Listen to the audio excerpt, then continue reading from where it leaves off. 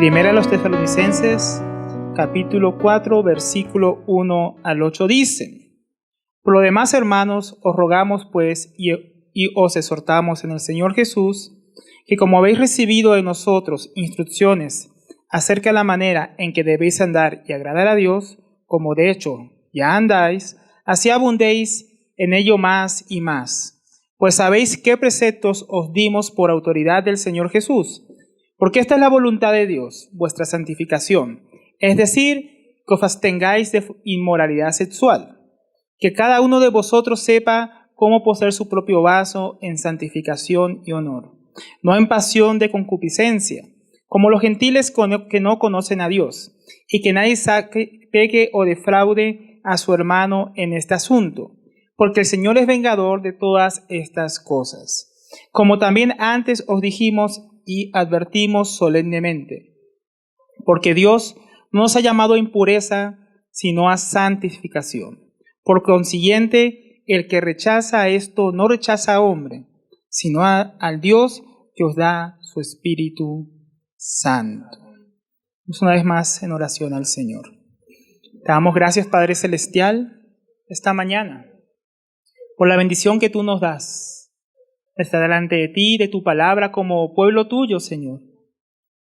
Y asimismo, como pueblo tuyo, Señor, nuestros oídos estén abiertos, nuestros corazones dispuestos, para que pongamos en obra tus palabras. Ayuda al que habla, Señor. Ayuda al que habla para que sea lleno tu Espíritu Santo, Señor, de convicción, de tu poder para expresar tus palabras. Ayuda a todos los que oímos, Señor, tus palabras, para que seamos convencidos por ellas, de tu verdad, Señor, y capacitados por tu Espíritu para ponerla por obra. Te lo pedimos en el nombre del Señor Jesús. Amén y amén. Entonces, mis hermanos, la traducción que leí es de la Biblia de las Américas, por eso difiere un poco con la Reina Valera. La escogí en este caso porque es más clara para lo que vamos a estar estudiando el día de hoy. Entonces, mis hermanos, en ocasiones, ya introduciendo el tema, vemos en la vida de los creyentes, como algunos oraban, que hay mucha tradición, ¿no? Hay mucho legalismo.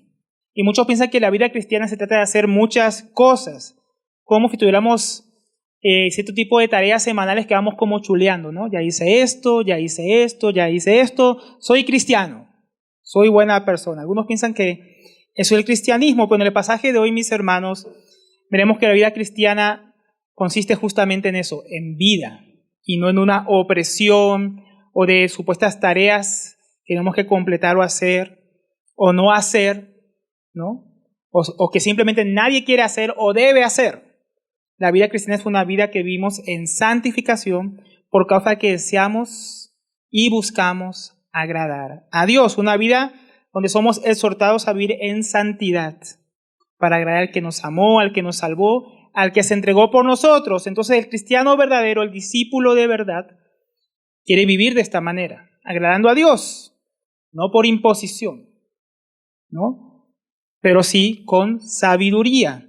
Entonces vamos a ver, mis hermanos, en qué se trata esta vida que agrada a Dios en este estudio en tres partes principales. Primeramente vamos a ver la exhortación, ¿no?, de agradar a Dios en obediencia y santificación. Segundo, vamos a ver la exhortación a la santificación y la pureza sexual.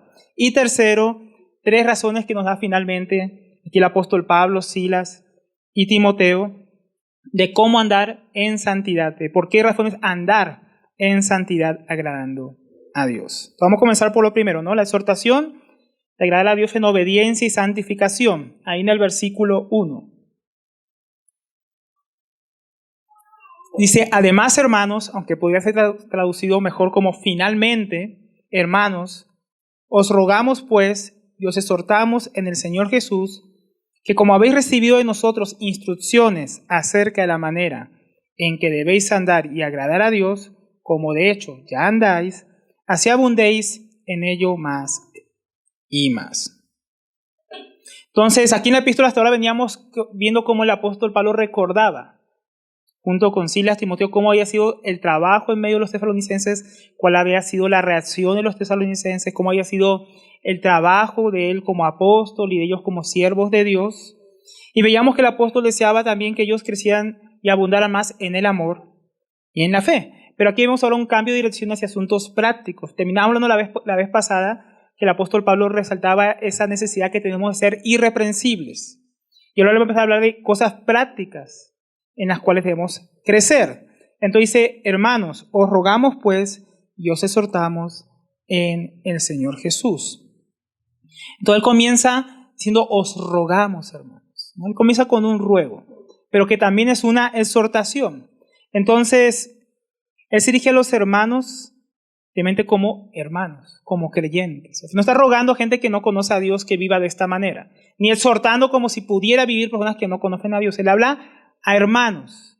Y eso es muy importante porque lo que va a hablar hoy, esta epístola que estamos leyendo, mis hermanos, es algo que solamente los cristianos pueden vivir. Si usted no es cristiano, usted tiene que arrepentirse, poner su fe en Jesucristo, porque si no, mis hermanos, esto es imposible. Eso es otra forma ya en deberes y en religión que el hombre no puede vivir. Pero los que están en Cristo pueden vivir lo que vamos a estar hablando hoy. Un no creyente no podría practicar estas cosas. Por otro lado, como dice para los hermanos, no solamente está comprometiendo a los creyentes de aquella época que escuchaban esta epístola, sino también a ¿quiénes? Nosotros. Nosotros somos parte de ese pueblo. Entonces dice, os ruego, os rogamos.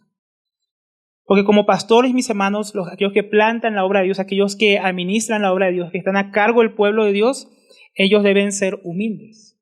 Y deben reconocer que están hablando con otros hermanos. Pero también es un ruego porque, hermanos, cuando nosotros estamos enseñando la palabra, realmente nosotros deseamos que aquellos que escuchan la palabra, primeramente nosotros, pero aquellos que también reciben la palabra, la vivan. Es un ruego, es como decir, les conviene, por favor, practiquen esto. Esto es lo que conviene a sus almas. Pero aunque es un ruego de aquellos que ministran la palabra de Dios, también es una exhortación, porque también dice, Dios exhorto. Eso nos muestra el sentido de urgencia que él tenía para los hermanos de que eso fuera obedecido. Aunque era un ruego, no era un consejo, ¿no? Era algo que había que poner por obra. Porque, mis hermanos, cuando se trata de una petición simple, pues no conlleva consecuencias. No conlleva que tenga que usted obedecerlo. Tal vez usted va a decir, bueno, es una opinión del hermano. Tal vez me conviene ponerlo por obra, tal vez no. Tal vez yo tengo una forma diferente de hacerlo, pero cuando fue una exhortación ya, tenemos que verlo de una manera diferente. Y no fue una exhortación personal del apóstol Pablo, de Silas y Timoteo. Porque si fuera solamente eso, sería un consejo más. Porque él termina diciendo, hermanos, os rogamos pues y os exhortamos, pero dice, en el Señor Jesús. O sea, lo que ellos estaban hablando no era en su carne, no era en su parecer, no era en sus sentidos, su sentido común. Es que me parece que lo que más les conviene, mis hermanos, allá es esto. Era una orden en el mismo Señor. En otras palabras, el ruego es nuestro, no de los pastores, mientras que de la palabra es la obediencia, es la exhortación para que el pueblo de Dios la ponga por obra. Nosotros rogamos a los hombres cuando enseñamos, pero estamos haciendo la palabra de Dios, la cual tiene que ser obedecida. Esas exhortaciones en el Señor Jesucristo. No es una opinión humana, una dirección particular, un consejo más, una exhortación que debe ser escuchada y implementada. Eso es lo que es. Y cuando nosotros, mis hermanos, aquellos que estudiamos, enseñamos la palabra, lo estamos haciendo, vemos cuál es la voluntad de Dios claramente en su palabra. Y eso nos lleva, mis hermanos, a ser confrontados por Dios nosotros primeramente, los que estudiamos para enseñar. Pero eso nos lleva a un deseo que el pueblo de Dios lo viva. Pero luego nos lleva también, y nos llena de autoridad, no nuestra, sino el mismo Señor que habla por su palabra, de solemnemente advertir al pueblo de Dios, esto es lo que Dios ha dicho y debe ser obedecido. Y eso debería ser, mis hermanos, una predicación con verdadera autoridad, no fundada en lo que los hombres piensan. Imaginen que yo me paro esta mañana a contarles algo que me pasó para entretenerlos aquí. Eso tiene muy poca autoridad. Eso es puro entretenimiento, es lo que pasa en muchos lugares. Pero aquí los hermanos, mis hermanos, unos hermanos que realmente sean serios, están queriendo la edificación del pueblo de Dios, van a hacerlo en el Señor Jesucristo, en las palabras que Él habló y que Él enseñó y que tenemos en nuestras Biblias. Entonces, ¿y cuál es esa exhortación? ¿Qué es eso que ellos tienen que hacer? ¿Qué es lo que ellos debían, que tanto les ruega y con tanto sentido de urgencia les ordena obedecer en el Señor Jesucristo? Dice ahí después, en la segunda mitad del capítulo, versículo 1, que como habéis recibido de nosotros instrucciones acerca de la manera en que debéis andar y agradar a Dios. Habían recibido instrucciones del apóstol Pablo cuando ellos estuvieron en Tesalónica, que recordemos que estuvo poco tiempo por causa de la persecución. Ellos dieron unas instrucciones. Pablo, Silas y Timoteo enseñaron el evangelio a los tesalonicenses. Los que creyeron conformaron la iglesia y a ellos se les dieron instrucciones claras, sencillas, detalladas de cómo debían andar y agradar a Dios, cómo debían permanecer. Instrucciones eso es importante, mis hermanos. La instrucción que recibe la iglesia desde que comienza, por una parte, es doctrinal, ¿no? ¿Quién es Dios? ¿Qué ha hecho Dios por nosotros? Pero por otra parte es práctica. Por eso también dice, no solamente en cuanto a la fe que ellos habían recibido, sino también a cómo debían andar. ¿Qué es ese andar? Cómo uno debe vivir, no cómo debe caminar, ¿no? Literal, sino cómo uno debe andar en la vida como cristiano, en la nueva vida que ha recibido, y cómo esa nueva vida debe agradar o buscar agradar a Dios. Entonces, por una parte, nosotros enseñamos lo que dice la palabra de Dios acerca de Dios, pero por otra parte, eso tiene implicaciones para que cómo el creyente debe vivir, y vivir de una manera que agrada a Dios. Entonces, comienza con el evangelio que hemos creído, como vimos al principio de la epístola. Ellos habían abrazado el evangelio como palabra de Dios y no de hombres, y la habían creído, pero también avanza hacia una vida que corresponde a lo que se ha creído, ¿no? Porque nosotros creemos algo y lo que creemos debe corresponder con lo que vivimos, y lo que vivimos con lo que decimos creer. Entonces comienza con vidas que eran contrarias, desagradables a Dios, esclavizadas al pecado, a desobediencia, inmundicia, rencores, indisciplina para las cosas de Dios, cosas en las que ya nos debemos andar.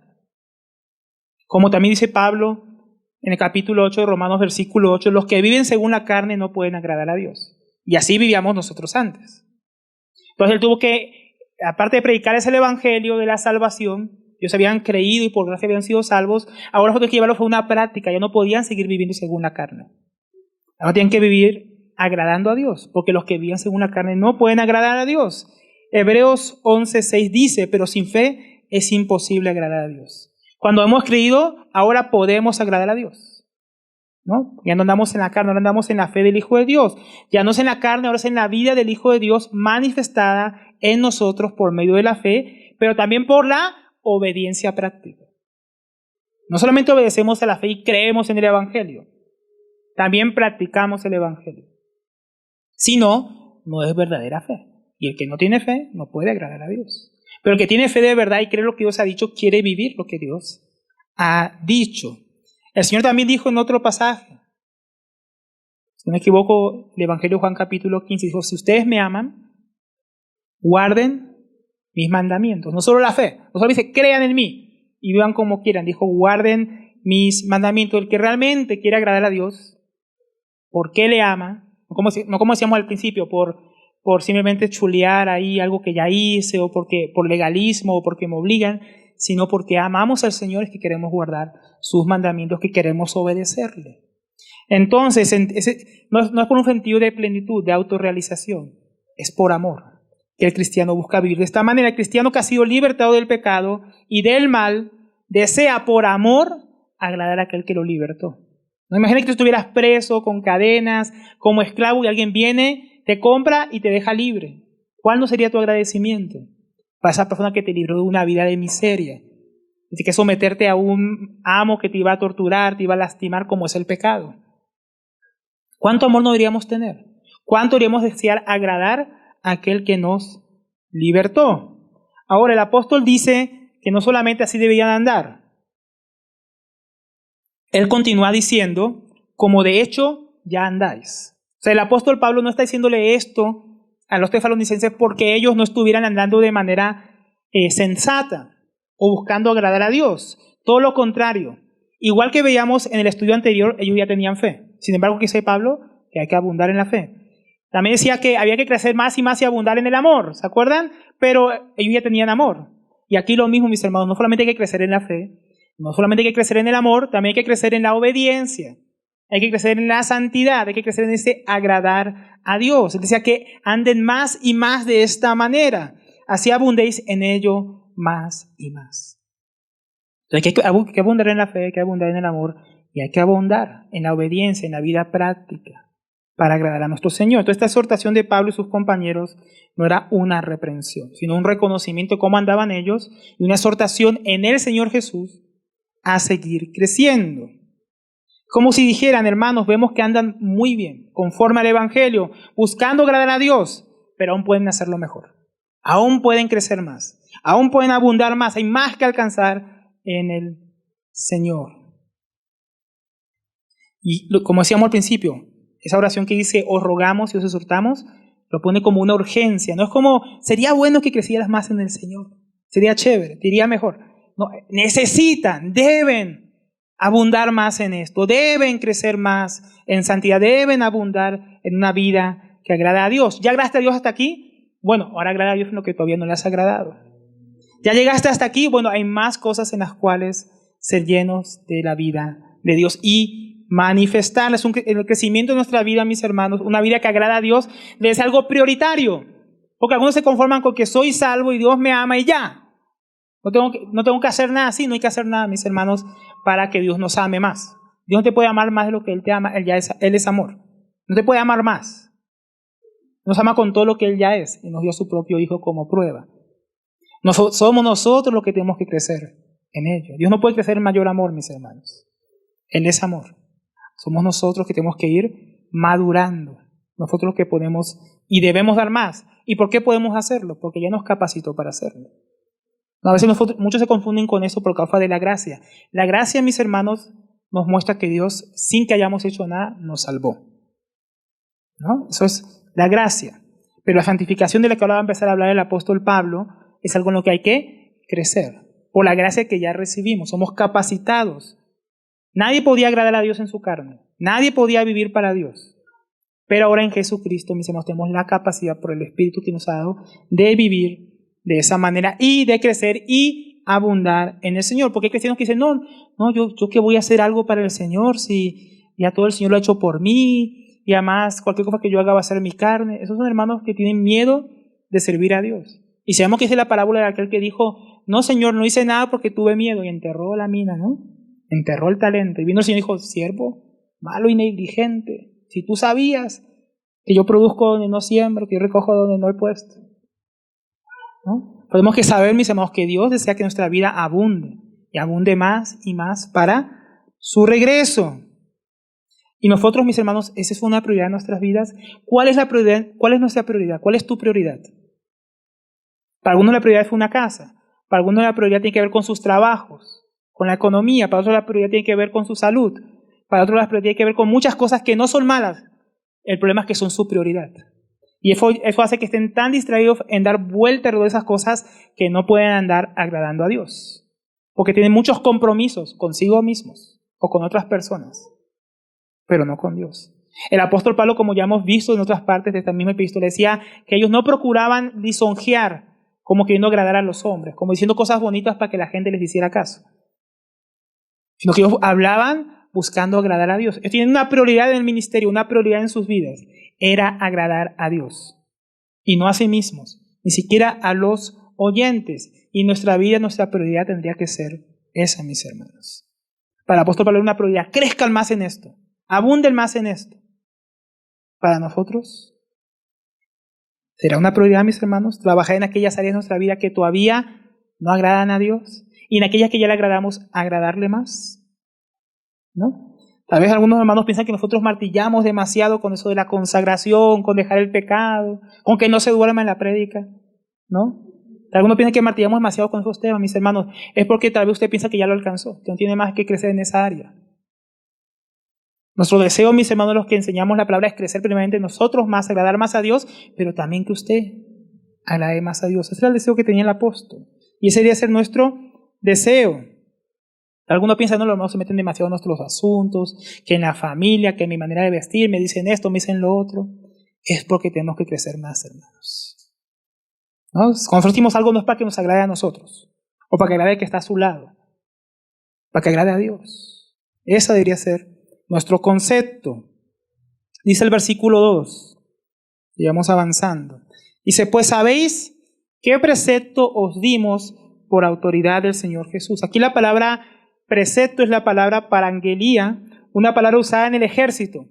para indicar órdenes que son recibidas de un superior militar para ser transmitidas.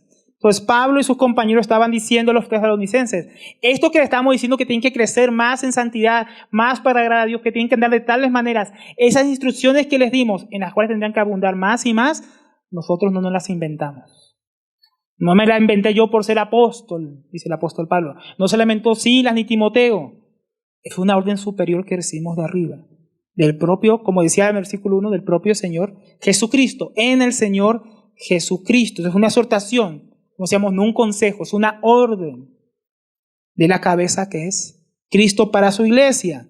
Cuando la palabra de Dios es declarada de una manera redundante, claramente a nosotros, cuando es claro lo que se está exponiendo la palabra, mis hermanos, eso debería afectar nuestras vidas. O sea, cuando Dios está hablando, mis hermanos, a través de su palabra, debería ser para nosotros sí, amén. Que debemos desear obedecerlo. Dice, mis hermanos, esto fue un precepto, le está diciendo a estos hermanos. Porque cuando escuchamos la verdad de Dios, cuando sabemos hacer lo bueno y no lo hacemos, dice Santiago, es contado como pecado. Muchas veces nosotros escuchamos la palabra de Dios y la tomamos como, qué bueno que Dios dijo eso. Y no como algo que nosotros deberíamos recibir, anhelar y obedecer.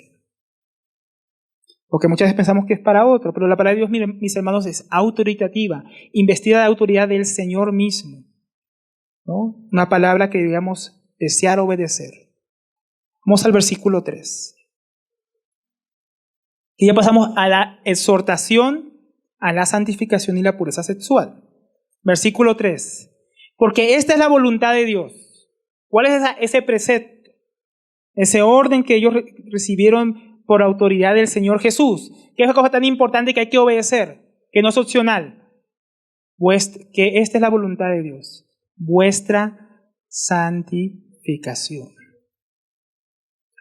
Él recordaba las instrucciones a los tesalonicenses que le había dado. Y que todo eso, mis hermanos, de andar de una manera y agradar a Dios, o sea, vivir de una manera que agrada a Dios, tiene que ver, como veníamos anunciando, con la santificación. ¿Cuál es la voluntad de Dios? Hay algo que Dios quiere, hay algo que Dios requiere para nuestra vida. Una forma que Él quiere que le agrademos. Y en esa voluntad, mis hermanos, hay que una obediencia santificadora. Hay cosas, mis hermanos, que no sabemos de la voluntad de Dios. Hay jóvenes que dicen, no sé con quién me voy a casar. No se preocupe, hermano. Preocupe, hermano. Hay gente que dice, no sé si voy a hacer tal negocio y si va a funcionar o no. No lo sabemos. No sé si voy a viajar a tal lado y si voy a regresar. No sabemos. Pero, hermano, hay cosas que están relacionadas en la palabra que sí sabemos. Usted tiene que saber que ciertamente Dios desea su santidad. Nuestra santificación. Nuestro crecimiento en la santidad. Debemos tener seguridad que Dios desea esa santificación para nuestras vidas y sabemos que eso es lo que quiere, eso es lo que le agrada. Esa es la manera que quiere que andemos. Esa es la vida que agrada a Dios, una vida de santidad. Son cosas en las cuales no hay que dudar. No hay que dudar que Dios quiere un pueblo santo. Ahora, ya hemos explicado, creo que explicábamos cuando hicimos nuestro estudio de Filipenses, pero vale la pena recordar que hay dos aspectos de la santidad para el creyente. Uno, que Dios ya nos hizo un pueblo santo. ¿No? ¿Quién que Dios nos hizo un pueblo santo cuando creímos? Dios nos apartó del mundo y nos puso en Jesucristo por la fe en el Evangelio y ya somos llamados santos. Pero el otro aspecto que está hablando aquí el apóstol Pablo es el de la santificación progresiva. O sea, una santidad en la cual crecemos. Somos declarados santos, pero ahora tenemos que llegar a vivir como santos. Dios nos apartó para que vivamos en santidad. O sea, nos hizo santos para que vivamos en santificación. Y es algo que Dios siempre ha querido, no es algo nuevo. No es algo que hoy se me ocurrió esta mañana y vine a hablarles. No. Es algo que Dios revela desde el Antiguo Testamento. Voy a leerles solo 2 versículos para que lo veamos claramente. Levíticos 11:45 dice, porque yo Jehová, que os hago subir de la tierra de Egipto para ser vuestro Dios, soy santo. Me seréis pues santos, porque yo soy santo. Dios rescató un pueblo, el pueblo de Israel, y lo sacó de la esclavitud, no para que andaran esclavos al pecado, sino para que andaran santamente, porque el que los había libertado es santo. Ahora dice también Levíticos 20:26, habéis pues de serme santos, porque yo soy santo, y yo os he apartado, o sea, los santificó, de los pueblos para que seáis míos. Y eso también es para la iglesia, mis hermanos. Nosotros estábamos también como el pueblo de Israel, esclavos, no en Egipto, sino en nuestros pecados, en nuestra inmundicia. Y Él nos apartó en Cristo, nos hizo santos, como decíamos. ¿Pero para qué? Para que seamos santos, o sea, para que nos santifiquemos. Seamos limpios de todas aquellas cosas en las que vivíamos antes. Esto es un asunto muy importante para Dios, Él sea un pueblo que sea diferente a todos los demás pueblos. O sea, que el cristiano tendría que ser diferente a aquellos que no son cristianos. No es que nos queramos mejores. Significa que porque Dios, que es santo, me llamó a ser santo, yo debería andar de una manera que lo agrade, en santidad. Segunda de Timoteo 1:9, porque también lo dice el Nuevo Testamento, dice, ¿quién nos salvó? Y llamó con llamamiento santo. O sea, Jesús nos salvó y nos llamó con un llamamiento santo, no conforme a nuestras obras.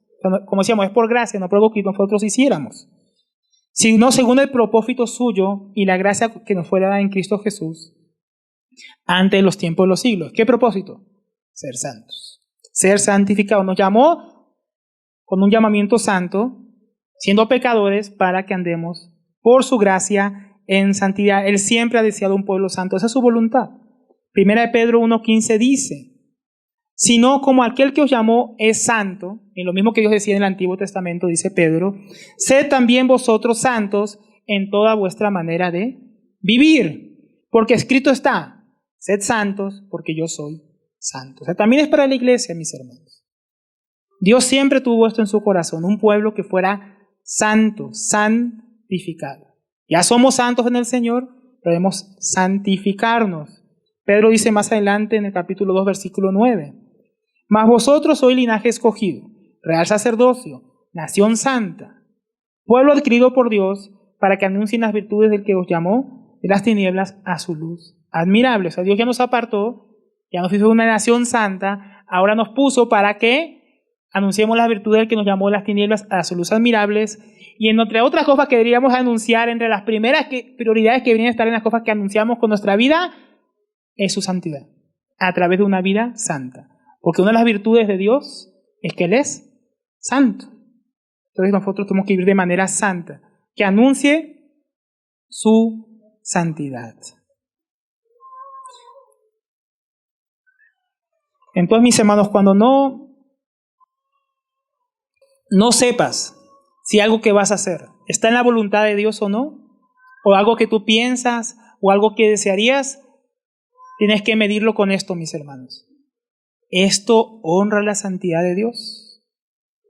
¿Esto me hace más santo? ¿Me santifica más? ¿Me lleva a agradar más a Dios? Porque si no, está contra la voluntad de Dios. O sea que no es la voluntad de Dios. Si esos pensamientos, si esas obras, si esos planes no honran al que nos llamó, que es santo, no es la voluntad de Dios. Porque la voluntad de Dios es nuestra santificación. Entonces, con esa fórmula usted ya puede saber, hermano, ¿eso es la voluntad de Dios? No hace falta que me pregunte, hermano. ¿Honra la santidad de Dios? ¿O no honra la santidad de Dios? Usted ya sabe.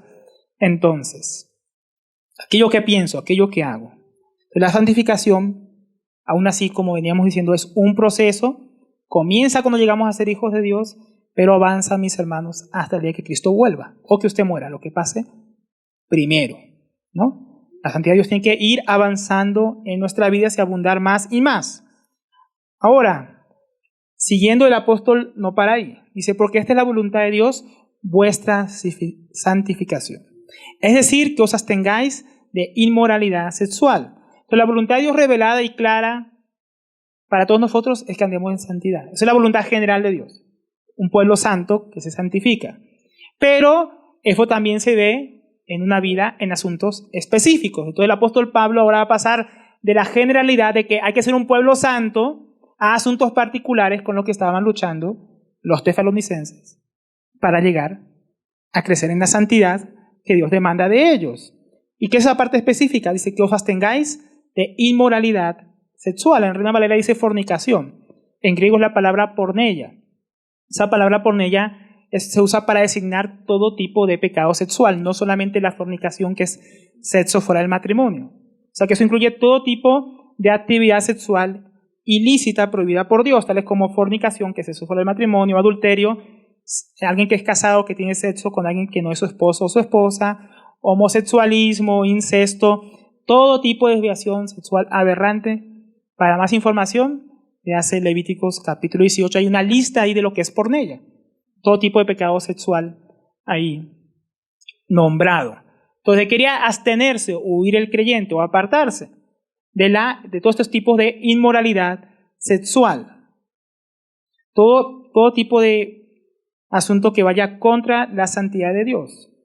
Ahora, ¿por qué Pablo y sus compañeros hacen este énfasis? Ellos podrían hablar, bueno, de la santificación en la familia, la santificación en el hogar, la santificación en el trabajo, la santificación en la iglesia, tantos temas que para hablar de la santificación, tantas áreas, ¿no? Dejar la mentira, dejar la borrachera, dejar el chisme, muchas cosas en las cuales crecer en santidad. Y tiene que ver mucho con el contexto en que estaban los tesalonicenses. En la cultura greco-romana de la época que rodeaba a los tesalonicenses, era profundamente inmoral en el área sexual. Era normal los templos paganos con prostitutas rituales, donde la gente padronaba a sus dioses y se acostaba con prostitutas sacerdotisas que a eso se dedicaban. Era normal pensar, como aquí les parafraseo la frase de los filósofos de la época, que el amante era para los placeres, la prostituta para las necesidades diarias y la esposa para tener descendencia. Sí pensaban los filósofos de la época. Sí pensaba la gente que estudiaba en las universidades de los tesalonicenses. Entonces no es raro que el apóstol se ponga a hablarles específicamente con cosas que los rodeaban, ¿no? Cuando vemos la carta a los romanos en el capítulo 1, vemos lo depravada que era esa sociedad, ¿no? Ahí dice cómo habían dejado el uso natural de la mujer o del hombre para encenderse en lascivia unos con otros, ¿no? Contra la naturaleza. Era muy normal.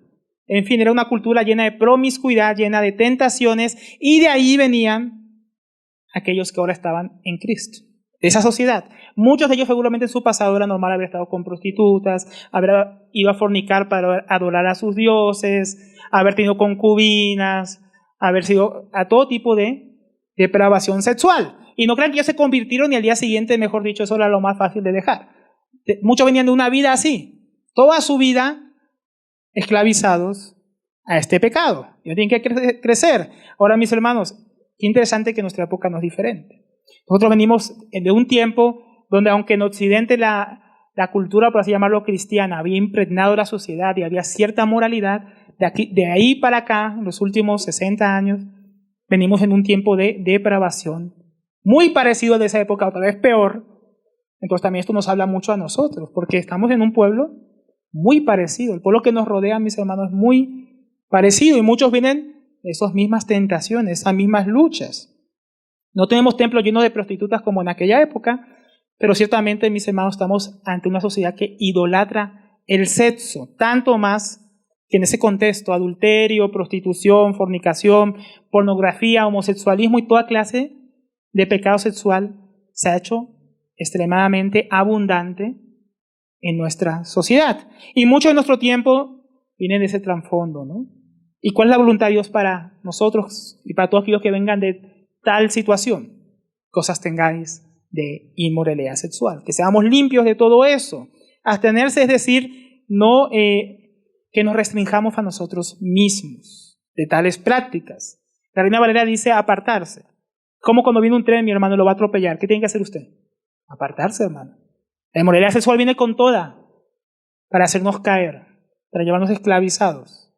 ¿Qué vamos a hacer nosotros? Pues salirnos de su camino. No se ponga a luchar ahí porque el tren lo va a arrollar. ¿Quién le va a ganar un tren? Nadie, hermano. Ponga su carro, ponga lo que usted quiera y se lo va a llevar. Sí, el pecado sexual. Pablo dice a Timoteo, hay que huir de las tentaciones juveniles. Pablo dice, no te pongas a luchar, huye, Timoteo, de las pasiones juveniles. Haz como hizo José, sal corriendo. José fue muy íntegro, fue muy sabio por Dios, pero cuando vino a tentarlo en esa área, salió corriendo, dejó su ropa ahí, corrió. Porque cualquiera podría caer. Rey David cayó, Salomón cayó, Sansón cayó, el hombre más fuerte. Cualquiera puede caer. Sea rey, sea el hombre más fuerte, sea un profeta, cualquiera. Entonces, algo que hay que abstenerse, tanto en pensamientos como en hechos. No es un asunto solamente de lo que hacemos, porque también hay tentaciones de lo que pensamos. Acordémonos cuando hace poco estudiábamos el Sermón del Monte, ¿no? En el capítulo 5, el Señor Jesús advertía que no solamente el que se acuesta con otros, sino también el que lo maquina en su mente, que ve una mujer y dice, para codiciarla, ya pecó con ella en su corazón. Pero hay tentaciones que vienen a nuestra mente, a nuestro corazón y también físicamente. ¿Y qué tenemos que hacer? Abstenernos, restringirnos, tener dominio propio. Ahora, en los versos del 4 al 6 nos va a dejar más claro este asunto. Dice el versículo 4. O sea, ¿cómo es eso de abstenerse de inmoralidad sexual? Entonces el apóstol Pablo va a hablar 3 asuntos principales. Dice, que cada uno de vosotros sepa cómo poseer su propio vaso en santificación y honor.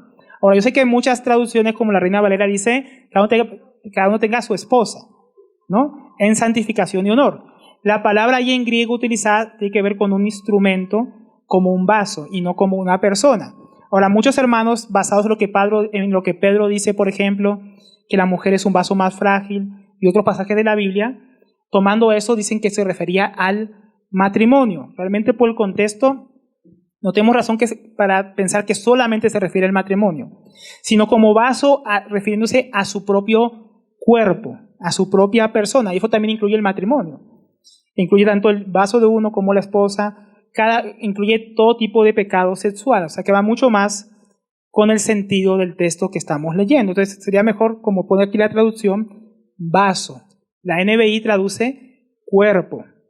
Entonces, ¿cómo debemos tener nuestro cuerpo, nuestro propio cuerpo, en santificación y honor? Pero miren cómo comienza diciendo que cada uno, será responsabilidad en quién está. En cada uno de nosotros. No es otra persona que nos tiene que estar vigilando o diciendo cómo comportarnos. Cada creyente debería ser responsable sobre su propio cuerpo, ¿no? Sobre su propia vida sexual. Una cosa es ser responsable, otra cosa es que no quiero que nadie me diga nada. Ser responsable es que yo sé cuidarme. Cuidarme en cómo usar mi cuerpo para honrar a Dios de una manera santa, no en que yo hago lo que quiero con mi cuerpo. Entonces cada uno es responsable delante de Dios, cada uno tiene que saber cómo usarlo de manera legítima. Dios creó el cuerpo, Dios creó el sexo y Dios puso reglas para proteger nuestras vidas y protegernos en el área sexual. Él puso el matrimonio como el cerco consagrado donde se desarrolla la vida sexual del ser humano y no fuera de él. Entonces, para alguien que tiene un trasfondo con muchas luchas en esta área, es algo que hay que considerar seriamente.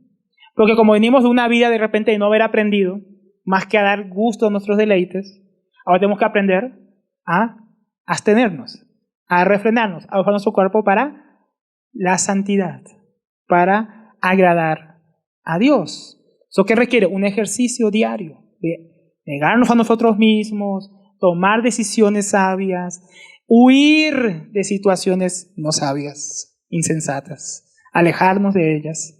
Pero también tiene que ver mucho con la educación, mis hermanos. Porque fue nosotros que ya somos cristianos, pero tenemos también que pensar en nuestros hijos. Si nosotros no queremos que ellos crezcan y tengan las mismas luchas que nosotros tuvimos, porque tal vez no nos enseñaron cómo tomar dominio de nuestro cuerpo, nosotros tenemos que enseñarles a ellos. Porque si no, el mundo les va a enseñar, ¿no? Y Dios desea que nuestro cuerpo sea usado para santificación, honor y no inmundicia, no para el pecado sexual. Entonces, muchas veces, mis hermanos, pensamos en santificación solamente como oración, como leer la palabra, reuniones de la iglesia, o ciertamente algunos lo ven como legalismo, pero muchas veces, mis hermanos, pensamos que tiene que ver poco con nuestro cuerpo, ¿no? Cómo lo utilizamos. Hoy en día está una gran discusión, ¿qué hago con mi cuerpo? ¿Lo tatúo o no lo tatúo? ¿Es mi cuerpo? ¿No es el cuerpo del bebé? Entonces lo aborto. Hay muchas discusiones sobre el cuerpo, ¿no? Pero ¿de quién es el cuerpo? ¿Y cómo debería ser usado para santificación? Romanos 6:12, si me acompañan, o unos versículos en Romanos 6. Porque ¿cómo ponemos nuestro cuerpo para que sea santificado? ¿Cómo lo usamos de manera legítima que agrade a Dios? Romanos 6:12, no se me duerman porque algunos ya los vi echando ojo. Dice, no reine pues el pecado en vuestro cuerpo mortal, de modo que obedezcáis a sus deseos o concupiscencias, como dice en Reina Valera. Ni tampoco presenten vuestros miembros, o sea, miembros de vuestro cuerpo, las manos, pies, ojos, todo, al pecado como instrumentos de iniquidad, sino presentaos vosotros mismos a Dios como vivos de entre los muertos y vuestros miembros a Dios como instrumentos de justicia. ¿Qué dice aquí el apóstol Pablo a los romanos? Acordémonos que yo también venía de un trasfondo sexual muy pesado, muy terrible. Y dice, ustedes en el pasado usaban su cuerpo, sus miembros, sus manos, sus ojos, su mente, todo su ser para la inmundicia, para el pecado. Ahora están en Cristo Jesús, han resucitado con Cristo Jesús, murieron con Él, se levantaron los muertos con Él. Ahora usan el mismo cuerpo, sus mismos miembros con los que usaban para fornicar, para pecar, para adulterar, para su idolatría, para la justicia. ¿Cómo santificamos nuestro cuerpo? ¿Cómo lo usamos de una manera apropiada? Porque hay que dejar de hacer lo malo, hay que abstenernos de fornicación, pero luego hay que hacer con él lo correcto, ponerlo a servir a Dios, ¿no? Es lo que debemos hacer. Más adelante en el versículo 19, ahí en el capítulo 6 de Romanos también dice, hablo como humano por vuestra humana debilidad. O sea, por si no entienden bien ahí en figurado, les voy a decir más claro. Dice, que así como para iniquidad, para maldad, presentasteis vuestros miembros para servir a la inmundicia, al pecado sexual otra vez, y a la iniquidad, así ahora para santificación. O sea, aparte de la santificación, ¿cuál es? Presenten vuestros miembros para servir a la justicia. O sea, que esa santificación en la cual dice, esta es la voluntad de Dios, vuestra santificación, que se abstengan de pecado sexual, también tiene que ver con usar nuestro cuerpo ahora para la santificación. Usarlo de una manera pura, una manera que honre a Dios. Esa es la manera en que podemos crecer. También dice Romanos 12 más adelante en el versículo 1. Así que hermanos, les ruego por las misericordias de Dios. O sea, por todo lo que habla del versículo 1 hasta el capítulo 12.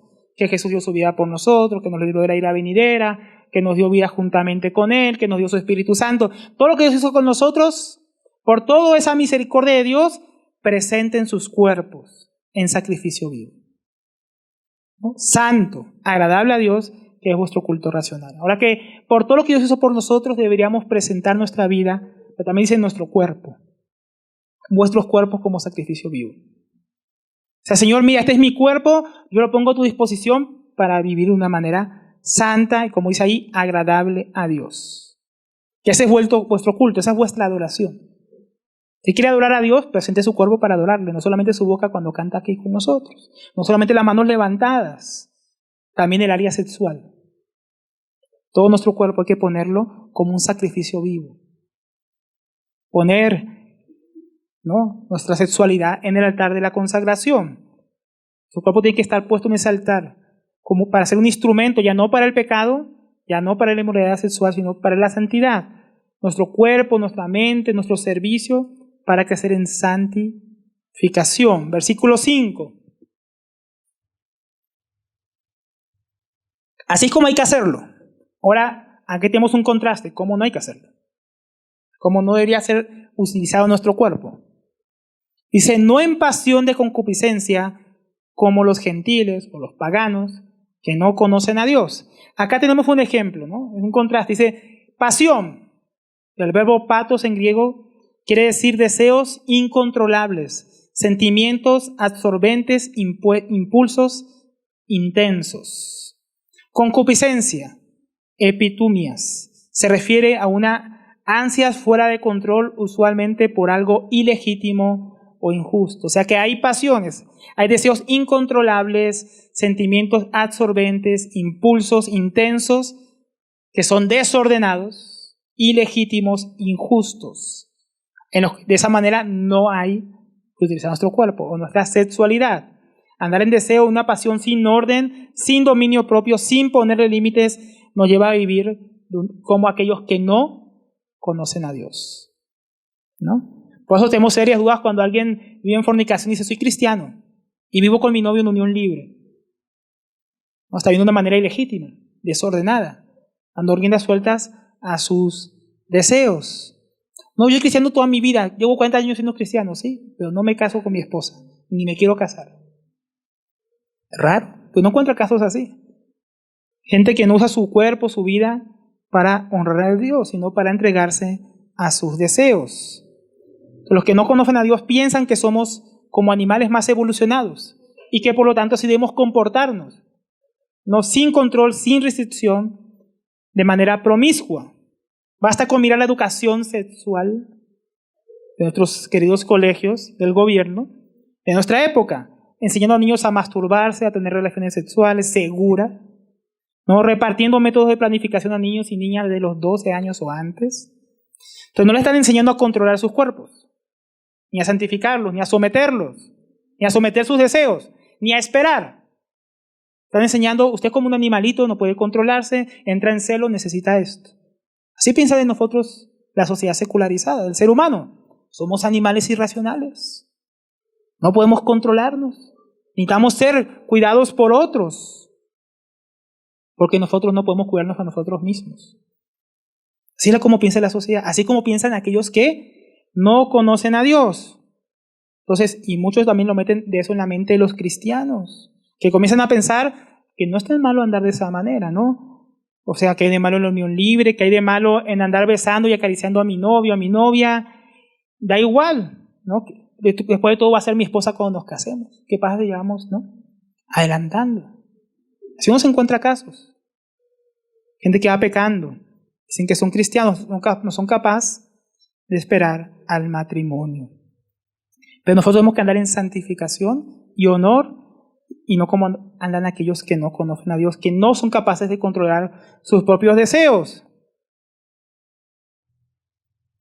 Porque Dios ya nos dio la vida de su Hijo para capacitarnos y andar de esa manera, mis hermanos. Y yo por el testimonio de eso, yo me casé a los 29, y la única mujer que he besado es mi esposa. Y algunos dicen, no, que ya tengo 22, ya necesito, no sé qué, se están muriendo ahí. La mujer es control, dominio propio, pureza, porque sí se puede. Y no fui el único, hay muchos que han llegado al matrimonio en santidad, honrando a Dios con sus cuerpos, honrando a Dios con su sexualidad. Son pocos, deberían ser más. Entonces nosotros tenemos que enseñar a la siguiente generación, a que ellos no son animalitos, son seres humanos creados a imagen y semejanza de Dios. Y el cuerpo que Dios les ha dado es para honrarle, ¿no? Y más que ya somos cristianos, para santificarlo aún más, para honrar aún más a Dios. Él nos salvó por gracia y nos manda a andar de esta manera. Versículo 6. Y que nadie peque y defraude a su hermano en este asunto. Ahora, por el contexto uno podría decir, ¿de qué está hablando aquí? ¿Cómo así en el asunto sexual que nadie peque o defraude a su hermano? Pues por el contexto de la época podría ser que alguno de ellos en el pasado fue, por ejemplo, prostituto. Y ahora había un hermano por ahí que lo sabía y quería como aprovecharse y acostarse con ella, pagarle, que siga siendo prostituta. Otra vez algún hermano que había tenido muchas luchas en el pecado sexual y otro lo sabía y quería aprovecharse de ello para acostarse con él. Muy posiblemente ese era el contexto que encontramos aquí, que alguno quisiera aprovecharse de otro hermano por su tendencia o debilidad del pasado, sacar ventaja, agraviar, pecar contra un hermano en esta área, mis hermanos, algo muy delicado, que no debería ocurrir entre creyentes. Es decir, que es un grave pecado usar un creyente para satisfacer mis propios deseos. Usar de un hermano, usar de una hermana para eso. Y sin embargo, se escuchan casos, ¿no? Se escuchan casos de personas en el ministerio pecando con otros, abusando de otros. Cristianos haciendo eso. Ayer leí una noticia, dije a mi esposa, una noticia secular, ni siquiera noticias cristianas. Decía, pastora dice estar endemoniada para justificar que le fue infiel a su esposo. Dijo, no, fue el demonio que me obligó a acostarme con fulano. Y hasta le perdonó, ¿no? Y usando su autoridad ella para acostarse con otro hermano y encima culpando al diablo. Todas estas cosas se dan. No por nada el apóstol lo advierte. Podría ser, por ejemplo, un novio cristiano que quiere aprovecharse de su novia. O al revés. Entonces, la cosa es no poner tropiezo a los hermanos. Porque, hermanos, ¿esto cómo podemos aplicarlo a nosotros, no? Porque, hermanos, es muy fácil poner tropiezos de maneras sutiles a los hermanos o hermanas que tienen luchas en esta área, por lo cual deberíamos andar de una manera sabia y santa unos con los otros. Pablo dice a Timoteo que tiene que comportarse con las jóvenes de manera pura. No levantando cosas que no había que levantar en las otras personas. Por eso, por ejemplo, los hermanos, varones, tienen que tener cuidado cómo hablan con las hermanas. No coqueteándoles, como lobos ahí. No como ilusionándolas, no buscando sacar provecho de ellas, cuidando sus manos, teniendo un trato puro con sus hermanas en Cristo. Porque más cosas uno ha visto en el servicio en estos años, que tienen que hacernos pensar, hermanos, con mayor pureza, para guardar nuestras vidas para el Señor. Pero también las hermanas tienen que cuidarse de no hacer tropiezo a sus hermanos. También cuidándose con el coqueteo sutil, con las miradas, cuidándose en la conducta para no buscar provocar a sus hermanos, cuidando cómo visten, ¿no? Porque a veces, no, es que yo me visto como yo quiero. Hermano, usted tiene que vestirse para agradar a Dios y para no buscar causarle tropiezo a nadie, ni a sus hermanos, ni a un incrédulo que está llegando aquí a visitarnos, ni a nadie. Los cristianos deberíamos vivir de la manera más pura. Cada rato mi esposa me muestra en Instagram vestidos hermosos, ropa elegante, económica y también no escotada. Y dice, ay, yo quisiera hacer una empresa y sacar ese tipo de ropa para las mujeres, porque a veces vemos hermanas diciendo muy mal. O a veces uno va a comprar y no hay nada, porque el mundo pues no diseña ropa para el pudor o para la modestia, sino para mostrar. Deberíamos cuidarnos también en esos asuntos. Miren qué asunto tan serio, esto no pone tropiezo a los hermanos en el área sexual o en cualquier área. Podríamos ver aquí el principio en Mateo 18, versículos 6 al 7. Mateo 18, 6 al 7. Acá el contexto es otro, pero está hablando de cristianos que ponen tropiezo a cristianos. Dice, cualquiera que haga tropezar a alguno de estos pequeños, no son los niños, son los cristianos, que cree en mí, mejor le fuera que se colgase al cuello una piedra de molino de asno y que se hundiese en lo profundo del mar. Y hay del mundo por los tropiezos, porque es necesario que vengan tropiezos, pero hay de aquel hombre por quien viene el tropiezo. Jesús dice, si tú, aplicándolo a lo que estamos viendo, si tú eres capaz de poner tropiezo en cualquier área, pero por ejemplo lo que vemos hoy, el área sexual, a tu prójimo, a tu hermano, a tu hermana, a cualquiera, sería mejor que te agarres y te tires y te hundas en el medio del mar, que acabes con tu vida ahí, que hacer caer a otro hijo de Dios, otra hija de Dios. Miren qué serio fue hacer tropezar a los hermanos. Y más serio ahora cuando veamos las razones que nos da Pablo para andar en santidad, agradando a Dios, que es el último punto, ¿no? Debemos vivir vidas que agradan a Dios, creciendo en santificación, porque es la voluntad de Dios, absteniéndonos de inmoralidad sexual, tanto nosotros, nuestras mentes, nuestro cuerpo, con nuestros hermanos, y no andando como aquellos que no conocen a Dios. ¿Por qué? Bueno, 3 razones. Primera, Dios es vengador de estas cosas, ¿no? Segunda parte del versículo 6. Porque el Señor es vengador en todas estas cosas, ¿no? De no andar en santificación, de no tener dominio propio, de no guardarme en pureza sexual, de poner tropiezo a otros, de andar como los paganos que no conocen a Dios en esta área. De todo eso, Dios es vengador, como también antes os lo dijimos y advertimos solemnemente. O sea, la instrucción vino con una advertencia, me tienen que andar en santificación, tienen que andar como agrada a Dios. Y se lo dijimos solemnemente, cuidado porque Dios es vengador de todas estas cosas. Dios venga su santidad y la falta de santidad en su pueblo. Cuando los 2 primeros hijos de Aarón insultaron la santidad de Dios, ofreciendo fuego extraño, salió fuego que los consumió a ellos. Y Dios dijo, eso es lo que yo le dije a Moisés, cuando yo dije que me santificaría en medio de ellos. Si nosotros no respetamos la santidad de Dios, Dios igual va a hacer que se respete su santidad. Ananías y Zafira mintieron al Espíritu Santo. Y como el Espíritu de Dios es santo, cayeron muertos. Y Dios santificó su nombre en medio de su iglesia. Entonces, eso, mi hermano, tanto en el Antiguo como en el Nuevo Testamento, ¿no? Dice también Romanos 12:19, no os vengáis vosotros mismos, amados míos, sino dejad lugar a la ira de Dios, porque escrito está, mía es la venganza, yo pagaré, dice el Señor. Él es el vengador. Es el que finalmente tomará venganza o castigo contra aquellos que no guardan su santidad. La salvación es por gracia y su voluntad es que seamos santos. Y si no andamos en su voluntad, Él va a vengar su santidad, esa desobediencia, esa falta de una vida íntegra delante de Él. Los que piensan que esto es un consejo, que pueden seguir pecando, ¿no? Por ejemplo, en esta área sexual que estamos viendo hoy, se equivocan. Dios, mis hermanos, va a hacer que su santidad sea respetada. Y si eres hijo de Dios y tu cuerpo es templo del Espíritu Santo, Dios va a hacer que ese templo santo sea limpio. Tienes que limpiarte por fuego de la disciplina. Dios no va a dejar de su pueblo, su cuerpo, andar de esa manera. Dice también Hebreos 13:4, honroso sea en todos el matrimonio y el lecho sin mancilla, Pero a los fornicarios y los adúlteros, a los que pecan en el área sexual, los juzgará Dios. No se enoje porque un hermano le llame la atención en esa área. Preocúpese porque Dios lo va a juzgar en esa área si usted no anda en santidad.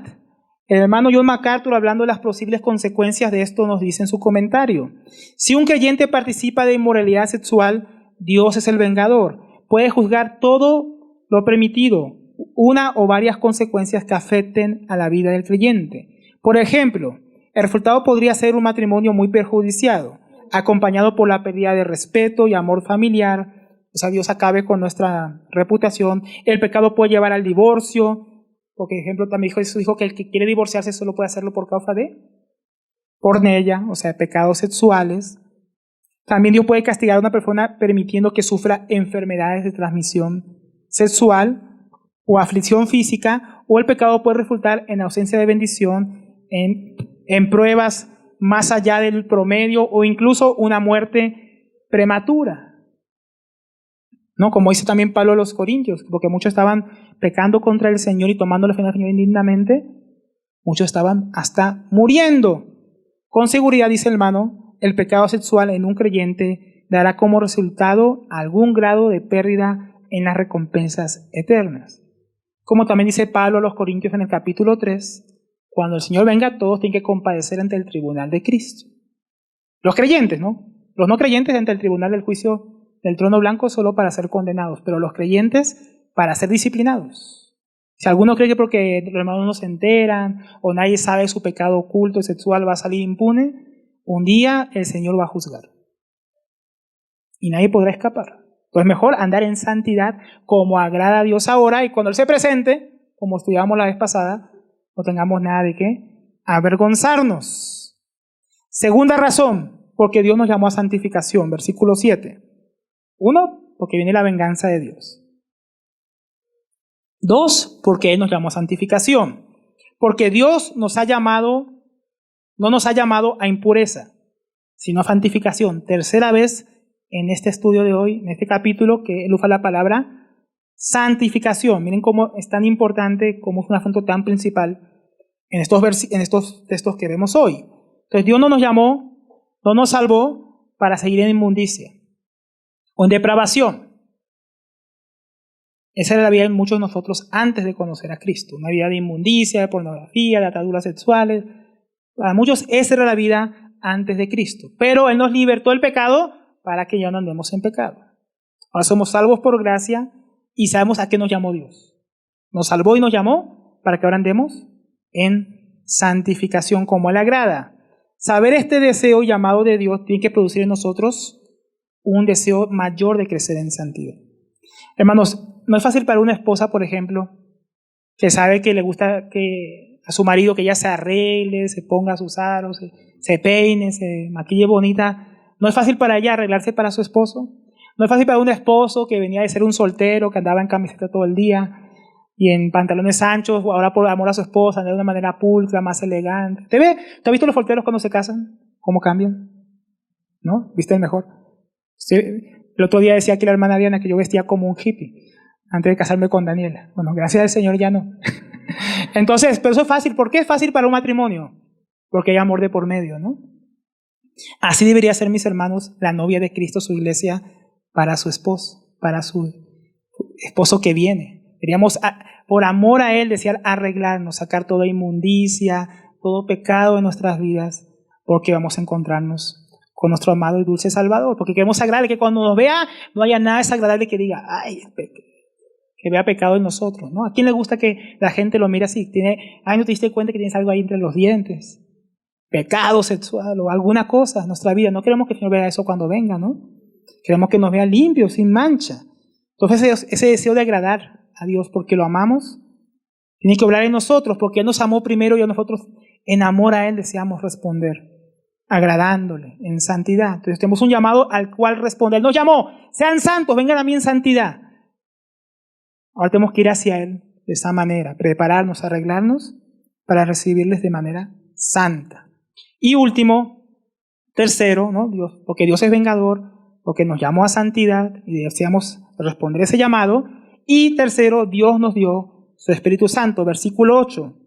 Por consiguiente, el que rechaza esto, no rechaza al hombre, sino al Espíritu que os da, al Dios que os da su Espíritu Santo. Entonces, cuando rechazamos el llamado de la santidad de Dios, Él nos llama, sean santos, y nosotros decimos, no quiero, ¿no? Que rechaza ese llamado, esa vida que agrada a Dios, no desecha a los ancianos, no desecha al predicador, no desecha a Pablo y sus compañeros, desecha a Dios mismo que nos dio un Espíritu Santo para vivir en santidad. Él espera que si somos el templo de su Espíritu Santo, seamos un templo santo. Primero a los Corintios 3:16 dice, ¿no saben que ustedes son un templo de Dios y que el Espíritu de Dios habita en ustedes? Hay cristianos que no saben que son templo de Dios. Quieren hacer con su cuerpo lo que quieran. No saben que no se pertenecen a ellos mismos. Si usted fue comprado con la sangre de Cristo, usted y yo, mis hermanos, ya no nos pertenecemos. Pertenecemos a otro. Y ahora tenemos un huésped que es santo. Y como dice Spurgeon, no esperes ser lleno del Espíritu Santo si tienes allá en el sótano de tus pensamientos hospedado al diablo. No se puede. Es una morada santa, mis hermanos. Santa. Dios nos dio su Espíritu Santo y ese Espíritu Santo debería llevarnos a vivir de esa manera. Entonces, concluyendo, no podemos tener una vida que agrada a Dios viviendo nuestras propias pasiones, nuestros propios deseos, desordenados en nuestra carne. La vida que agrada a Dios es un caminar continuo que crece y abunda en santidad por medio de una santificación progresiva.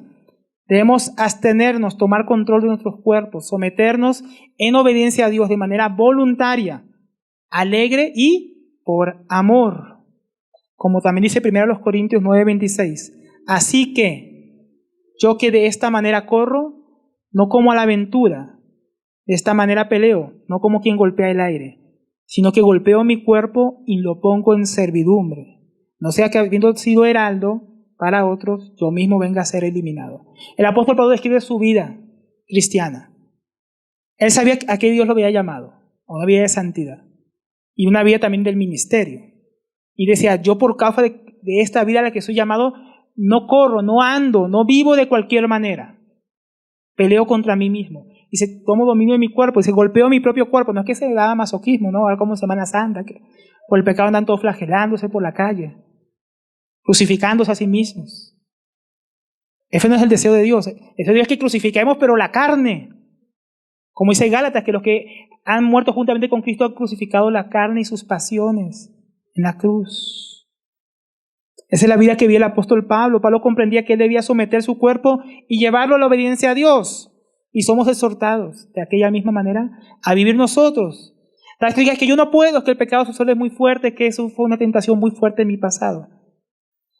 Dice Romanos 7 que Pablo pensaba que se sentía miserable, porque él quería hacer una cosa pero hacía otra. Él quería vivir para agradar a Dios, pero terminaba viviendo de una forma que era contrario a lo que agrada a Dios. Pero el bendito versículo, si me equivoco, 2 o 3 de Romanos 8, que dice, pero el Espíritu de vida en Cristo me libertó de la ley del pecado y de la muerte. Mis hermanos, si usted es hijo de Dios, el Espíritu Santo, que acabamos de leer que vino a morar en nosotros y por lo cual deberíamos vivir en santidad, no fue dice, vive en santidad porque está mi Espíritu en ti, sino porque está su Espíritu en ti, puedes vivir en santidad de una manera que agrade y honre al que te salvó. Entonces, que Dios nos ayude, mis hermanos, porque en Dios hay libertad, hay poder para liberar a todos los que están esclavizados por la pornografía, por la depravación sexual. Aún por el homosexualismo, Dios puede dar libertad a aquellos que ponen su fe en Él y viven para agradarle por la capacidad que les ha dado en su Espíritu Santo.